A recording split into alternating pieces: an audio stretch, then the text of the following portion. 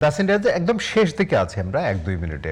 এই আলোচনাটা যদি লম্বা হতে পারে, কিন্তু সেদিকে আমি যাচ্ছি না। সেটি হলো যে আমরা তো বিশ্বাস করি আধিপত্যবাদের বিরুদ্ধেও তো আমাদের লড়াই ছিল, বড় আকারের লড়াই ছিল। সেই জায়গা থেকে তো আমরা আসলে ডিপ স্টেটের যে কথাগুলো আসলে শুনি, মানে এটা একটা লম্বা ডিসকাশন, খুব ছোট করে আপনি বলবেন। আমরা তো চাই দেশটা আমার, এই দেশের নিয়ন্ত্রণ আমার কাছে, সকল সিদ্ধান্ত আমার, বৈদেশিক সম্পর্কগুলো হবে আসলে উইন উইন, যেটি আপনারা বলেন। মানে সেই জায়গায় বাংলাদেশ প্রস্তুত হলো কিনা খুব ছোট করে বলবেন। না, আমরা বিশ্বাস করতে চাই যে প্রস্তুত হলো, এবং এটা একটা নতুন যাত্রা। আমার কাছে মনে হয় যে এটা একটা ভালো যাত্রা আমরা শুরু করতে পেরেছি। দেখেন, এই কথাটা আমরা তো বরাবরই বলেছি। আপনি যে কথাটা বলেছেন যে আমার কারোর সাথে সম্পর্ক করতে কোনো ধরনের সমস্যা নাই, কিন্তু ভাই আমি কারোর সাথে সম্পর্ক করব, সেখানে যদি ন্যায্যতা না থাকে, সেখানে যদি প্রাপ্তির জায়গাটা যদি মানে সমান সমান না থাকে, সেই সম্পর্ক তো আপনিও জড়াবেন না, আমিও জড়াবো না, ডেফিনেটলি কেউই জড়াতে চাবে না। কাজেই আমার কাছে মনে হয় যে এখন নতুন সরকার, 16 বছরের একটা বড় ডিপ্লোমেসি আমরা এত বছর ধরে দেখেছি, নতুন একটা নৈতিকতার বিপর্যয় আমরা এতদিন ধরে দেখেছি। এখন এই সরকারের জন্য একটা বিগ চ্যালেঞ্জ।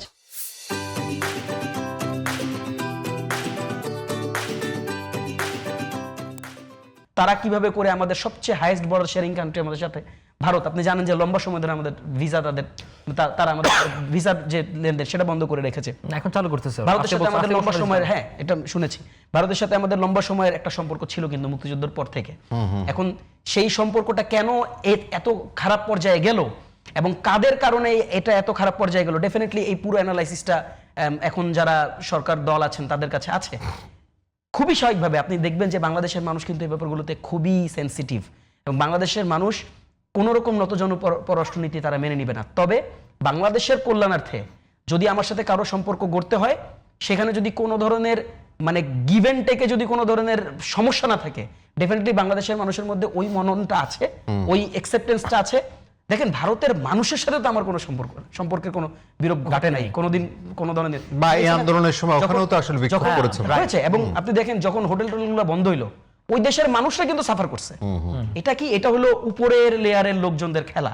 কাজে দেখেন, মানুষের সাথে মানুষের খেলা আসলে ওই জায়গায় হয়। আসলে মানুষের সাথে মানুষের আত্মীয় সম্পর্ক কোনো জানে। আমরা আশাবাদী যে আমাদের আগামীর পররাষ্ট্র নীতিটাও হবে মানে অবশ্যই ন্যায্যতার ভিত্তিতে।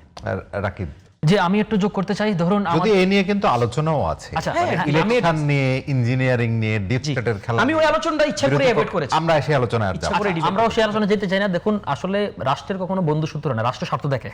রাষ্ট্র একদম স্বার্থের খেলা। ধরেন আমি মনে করি যে ধরেন বাংলাদেশ রাষ্ট্রে যার সাথে স্বার্থের খেলা রয়েছে তার সাথে সে যাবে।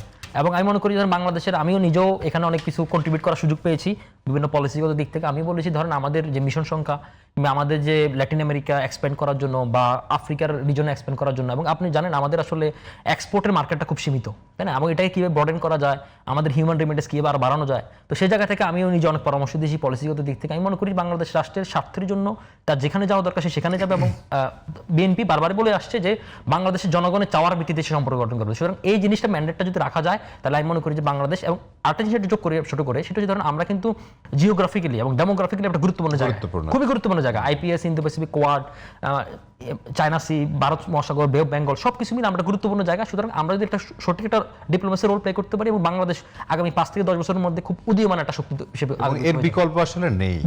এবং মানুষ কিন্তু আসলে চাইনিজ অ্যাম্বাসেডরের কমেন্টটা ফলো করেছেন নিশ্চয়ই। হ্যাঁ, আমি দেখেছি, এবং তারাও এই কথা জোর দিয়েছে। এবং দেখেন, ইউনূস সরকার আমলে কিন্তু ওনারা চেষ্টা করেছিল বাংলাদেশকে আসিয়ানে কবে নেওয়া যায় কিনা। আমরা এটাকে অ্যানালাইজ করে দেখেছিলাম বাংলাদেশ সেক্টরাল ডায়ালগ পার্টনারশিপে যোগ করতে পারে। 10 দিনে শেষ করি। সেটা হচ্ছে ধরুন আমরা নতুন বিএনপি অলরেডি বলেছে, সার্কেল ব্যাপার নতুন জোটের কথা বলেছে। সুতরাং এই জিনিসগুলো আগামীতে আমরা দেখতে পাবো, এবং এটা আমাদের ডিপ্লোমেসির জন্য একটা বড় চমক হবে, এবং এটা আমাদের অর্থনৈতিক মানচিত্র বদলে দিবে।